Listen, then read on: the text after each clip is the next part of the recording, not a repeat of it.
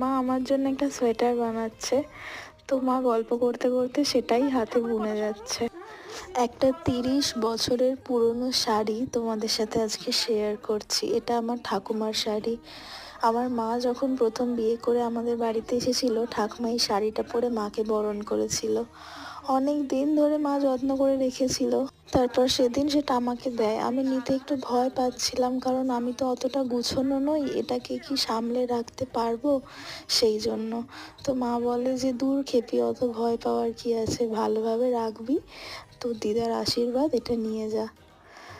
যথারীতি আমি এটাকে নিয়ে আসি। আর খুব খুব নস্টালজিক লাগছিল এই শাড়িটাকে ধরার পর।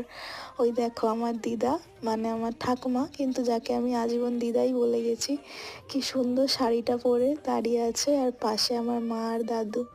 রাতের বেলা মা দিয়েছিল খেতে চিকেন, পায়েস আর নান।